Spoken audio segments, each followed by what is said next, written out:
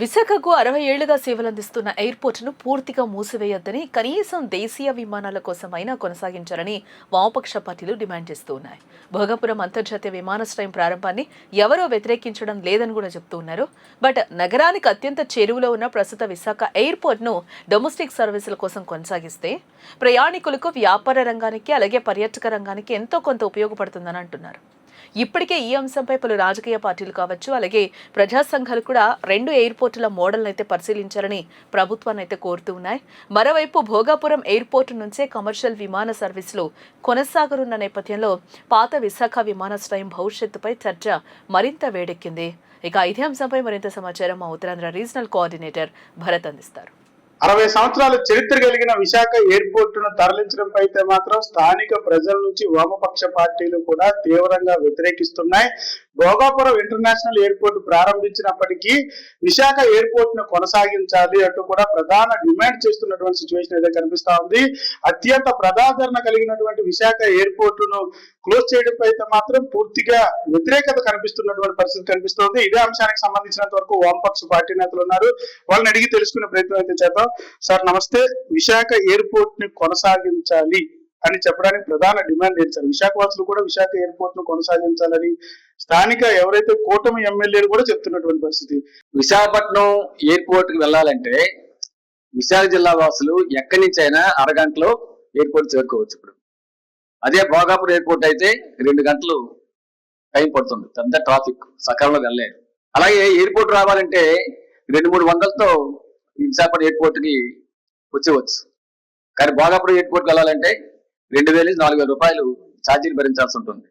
Bhogapuram airport లో జాతీయ ప్రయాణికులైతే ఒక ఛార్జీలు, ఇంటర్నేషనల్ ప్రయాణికులు అయితే ఇంకో ఛార్జీల భారం భోగాపురం ఎయిర్పోర్ట్ వెచ్చించాల్సి వస్తుంది. ఈ ఎయిర్పోర్ట్ మీద ఇప్పటికే వేలాది మంది ఉపాధి పొందుతున్నారు.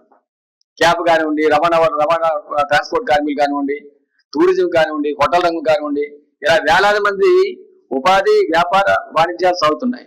ఈ మూతపడితే ఇక్కడ ఈ మేరకు నష్టం అనేది జరుగుతుంది. మన పారిశ్రామిక ప్రాంతం అనేక ప్రమాదాలు జరుగుతున్నాయి. ఆధునిక వైద్యం కోసం ముంబై వంటి మహానగరాలకి ఏ లిఫ్ట్ చేసే పరిస్థితి కూడా ఉంది. ఈ గారి మూతపడితే భోగాపురం లోపునే ఇక ప్రమాదం జరిగినటువంటి కార్మికులు ప్రాణాలు కోల్పోయే పరిస్థితి ఏర్పడుతుంది. వాళ్ళ ప్రాణాలు నష్టం ఉండదు. ఇలా దాదాపు 25 లక్షల మందికి ఈ విశాఖపట్నం ఎయిర్పోర్ట్ గా లేకపోతే ఏదో రూపంలో ప్రత్యక్షంగానో పరోక్షంగానో నష్టం జరుగుతుంది. కాబట్టి వైజాగ్ ఎయిర్పోర్ట్ ని కొనసాగించమని చెప్పి అడుగుతున్నాం. అంతేకాదు అన్ని జిల్లాకు ఎయిర్పోర్ట్ పెడతా ఉంటుంది ప్రభుత్వం. అసలు ఉన్న ఎయిర్పోర్ట్ తీసేది అర్థలేని విషయం అది. వైభవం వచ్చి విశాఖపట్నాన్ని అంతర్జాతీయ నగరం డెవలప్ చేస్తామని చెప్పి అంటున్నారు. మరి డబుల్ ఇంజిన్ సర్కార్ కేంద్రంలో మేమే, రాష్ట్రంలో మేమే అంటున్నారు. ఉన్న ఎయిర్పోర్ట్ మూసేస్తున్నారు. ఇది ఎక్కడ పత్తి? విశాఖపట్నం ఎయిర్పోర్ట్ లేకుండా అసలు విశాఖపట్నం అభివృద్ధి కోసం మాట్లాడగలమండి, ఆలోచించగలమండి? అసలు 60 సంవత్సరాల తరగ చరిత్ర ఎయిర్పోర్ట్ది. దీన్ని మూసేయడం అని చెప్పారంటే విశాఖపట్నం తరగ అభివృద్ధిని ధ్వంసం చేయడం తప్ప ఇక్కడ కాదని చెప్పి మేము చెప్పదలుచుకున్నాం. స్థానికంగా ఉండే ఎమ్మెల్యేలు కూడా డిమాండ్ అదే, డొమెస్టిక్ ఎయిర్లైన్స్ ఇక్కడ ఉంచండి, ఇంటర్నేషనల్ ఎయిర్పోర్ట్ మీరు అక్కడ తరలించుకోండి, కానీ డొమెస్టిక్ ఇక్కడే ఉంచండి అని డిమాండ్ చేస్తున్నటువంటి పరిస్థితి. కానీ ప్రజలు కూడా అదే కోరుకుంటున్నారు. కానీ రాష్ట్ర ప్రభుత్వం కానీ, కేంద్ర ప్రభుత్వం కానీ ఇంటర్నేషనల్ ఎయిర్పోర్ట్ భోగాపురం అంటున్నారు. కనెక్టివిటీ పూర్తిగా ఇక్కడ ఉండేటటువంటి కనెక్టివిటీ కూడా ఇంకా పూర్తిగా లేనటువంటి పరిస్థితి. దాన్ని ఎలా చూడొచ్చు అంటారు? ఒక మాయ చేయాలనుకుంటున్నారా, లేకపోతే అత్యంత చరిత్ర కలిగిన ఎయిర్పోర్ట్ మూసేయడంతో చాలా మంది ఉపాధి అవకాశాలు కోల్పోయే పరిస్థితి అధికం కాబోతుంది కదా? అదెందుకు, ఆ దిశగా ఎందుకు రాష్ట్ర ప్రభుత్వం ఆలోచించలేదంటారు?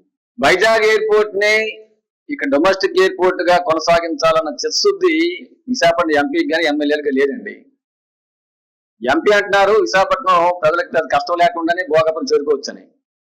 ఆయన ఎంపీ హోదాలో కాకుండా ఒక సాధారణ ప్రయాణికుల్లాగా ఆయన అగరంపూర్లో క్యాబ్ బుక్ చేస్తే స్టార్ట్ చేయమని చెప్పండి, స్టార్ట్ చేసి భోగాపురం వెళ్ళమనండి. ఎంత టైం పడుతుంది అర్థమవుతుంది, ఎంత డబ్బులకు వచ్చేది అర్థమవుతుంది. అది ఎంపీ చేయాల్సిన పని. ఇక్కడ జనసేన ఎమ్మెల్యే అంటున్నారు అసలు భోగాపురం ఎయిర్పోర్ట్ మంది అంటున్నాడు. ఆయన విశాఖపట్నం భోగాపురం ఎయిర్పోర్ట్ అంటే ఆయన మాటలు అర్థపాతం లేని విషయం మాట్లాడతారు. ఆయన మిగతా ఎమ్మెల్యే నోరెప్పడం లేదు. వీళ్ళు ప్రజలు ఓట్లేసి గెలిచిన వాళ్ళు. విశాఖపట్నం ఎయిర్పోర్ట్ ధ్వంసం అవుతుంటే, మూతపడుతుంటే, అభివృద్ధి మూతపడుతుంటే, అరే మమ్మల్ని ఓట్లేసి గెలిపించారా ప్రజలకు, పక్షాలు నిలబడాలి, అందరూ వ్యతిరేకిస్తున్నారు, ఎయిర్పోర్ట్ కావాలంటున్నారు, ఇక్కడ ఎయిర్పోర్ట్ మూసివేసి వద్దంటున్నారని చెప్పి ప్రజపక్షం నిలవాలి కదా, వాళ్ళ బాధ్యత కదా. అది చేయడం లేదు వీళ్ళు. జిఎంఆర్ తోనే ఒప్పందం జరిగిపోయిందంట. ఆ ఒప్పందం ప్రకారం ఇది మూసేస్తారంట. ఎవరు చేయమంటే జిఎంఆర్ ఒప్పందం ఎన్నికల ముందు ఏమైనా సరే జిఎంఆర్తో నువ్వు ఒప్పందం చేస్తున్నావు, అది ప్రారంభమైన వెంటనే దీన్ని ఎయిర్పోర్ట్ మూసేస్తాను మీరేం చెప్పారు జనాలకి. మీరు జనాలు చెప్పి జనాలు లాభం తీసుకొని ఎయిర్పోర్ట్ మూసి అర్థం చేసుకోవచ్చు. ఎన్నికల ముందు ఏమంటే డెవలప్ చేస్తామని చెప్పి ఉన్న ఎయిర్పోర్ట్ మూసేస్తామని చెప్పి మాట్లాడితే ఇది ఎంతవరకు న్యాయం అది? ఇదో పరిస్థితి. రెండో బీజేపీ ఎమ్మెల్యే ఇంకో నాటకాన్ని తెరదీశారు ఆయన విష్ణుకుమార్ రాజు గారు. ఆయన ముఖ్యమంత్రిని అడుగుతున్నారు వైజాగ్ ఎయిర్పోర్ట్ కొనసాగించాలి, డిమోస్టిక్ ఎయిర్పోర్ట్ కొనసాగించాలని. ఎవరిని అడగాలి ఆయన? ముఖ్యమంత్రిని అడుగుతూ మోడీ గారిని అడగాలి. ఈ రెండు కలిపిపోతే దీన్ని మూసేస్తున్నాయి. మోడీ గారి తనకు ఆదేశాలు ఏంటి? కాబట్టి మీకు చిత్తుతుంటే రాజు గారి చిత్తుతుంటే ఏం చేయాలి? మోడీ గారు డిమాండ్ చేయాలి, మా ఎయిర్పోర్ట్ వీలేదు, డిమోస్టిక్ ఎయిర్పోర్ట్ కొనసాగించండి, ఇంటర్నేషనల్ ఎయిర్పోర్ట్ భోగాపురం చేయండి అని చెప్పి మీరు అడగండి, డిమాండ్ చేయండి, లెటర్లు పెట్టండి, మీ బృందం వెళ్ళండి, కలవండి. అప్పుడు జనాలు మిమ్మల్ని నమ్ముతారు. మూసేసేసి మీరే వద్దని చెప్పేది మీరే. ఇదేం నాటకం అండి? ఈ నాటకాన్ని ప్రజలు హర్షించరు. కాబట్టి చిత్తశుద్ధితో బీజేపీ ఎమ్మెల్యే కానీ, జనసేన ఎమ్మెల్యేలు కానీ, టీడీపీ ఎమ్మెల్యే కానీ, ఎంపీ కానీ ఈ విశాఖపట్నం అభివృద్ధి కోసం మీకు నిజాయితీ ఉంటే ఖచ్చితంగా వైజాగ్ ఎయిర్పోర్ట్ మీరు ఇక్కడ కొనసాగించాల్సిందే. లేని పక్షంలో కేంద్ర రాష్ట్ర రాహులు మీరు పాల్పంచుకులు అవుతారని చెప్పని మీరు చెప్పదలుచుకున్నాం. అదే పరిస్థితి వస్తే ప్రజలు మీకు సరైన గుణపాఠం చెప్పక తప్పదండి. మీరు చెప్పండి, 2 లక్షల జనాభా రోజుకి ట్రావెల్ చేసేటటువంటి పరిస్థితి విశాఖ ఎయిర్పోర్ట్ సామర్థ్యం. అటువంటి ఎయిర్పోర్ట్ పీక్ స్టేజ్ లో కూడా మంచిగా జనాభా ఆదరణ కలిగినటువంటి విశాఖ ఎయిర్పోర్ట్ ఇది మూసేసి భోగాపురం ఎయిర్పోర్ట్ అంటూ భోగాపురం వెళ్తున్నటువంటి తరుణంలో అనేక సమస్యలు ఎదురవుతున్నటువంటి పరిస్థితి. మేజర్ గా కనెక్టివిటీ లేనటువంటి సిచ్యువేషన్. కనెక్టివిటీ లేకుండా ఇక్కడ ఎయిర్పోర్ట్ ని తరలించడాన్ని ఎలా చూడొచ్చు అంటారు? దీనిపైన రాబోయే కాలంలో వామపక్ష పార్టీ నుంచి ఇటువంటి ఒత్తిళ్లు ప్రభుత్వం పైన తెచ్చే ఆస్కారం ఉండబోతాను.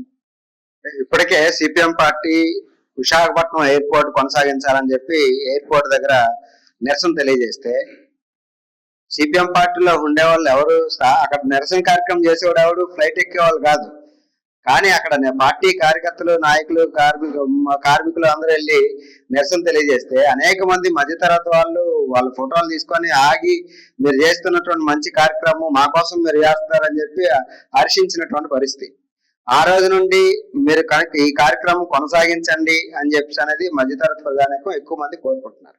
ఇక్కడ ఉన్నటువంటి వాళ్ళు ఇంటర్నేషనల్ వెళ్ళే వాళ్ళు తక్కువ, కానీ జాతీయంగా బొంబాయి కానీ, ఢిల్లీ కానీ, లేకపోతే ఇతర హైదరాబాద్ ఈ ప్రాంతాలకు వెళ్ళే వాళ్ళు ఎక్కువ మంది ఉన్నారు. ఈరోజు ట్రైన్లు యొక్క ప్రయాణం తగ్గింది. థర్డ్ ఏసీకి ఇచ్చినటువంటి టికెట్ ధర ఈరోజు ఫ్లైట్ లో వెళ్ళి వచ్చేయచ్చు. కాబట్టి ధరలు తక్కువగా ఉండడం వల్ల కూడా దాని యొక్క ప్రయోజనం మధ్యతరగతికి పెరిగింది. రెండోది ఇక్కడ నుండి యజమానులు కూడా వెళ్ళి రావడానికి కూడా సులువైనటువంటి మార్గం. విశాఖపట్నం ఎయిర్పోర్ట్ ఎటు చూసినా తక్కువ పరిధి, ఎక్కడ అర్ధరాత్రి అయినా సరే మీకు వెహికల్స్ అనేది అందుబాటులో ఉంటాయి. ఎక్కడికి వెళ్ళాలన్నా బైక్ ఫోన్ చేసి బైక్ మీద వచ్చి తీసుకెళ్లే వాళ్ళు ఉన్నారు, కార్లు మీద తీసుకొచ్చే వాళ్ళు ఉన్నారు. అలాగే ర్యాపిడో కానీ ఇటువంటివన్నీ కూడా ఉన్నాయి. అంటే ప్రయాణానికి కావాల్సినటువంటి సౌకర్యం ఇక్కడ ఉంది.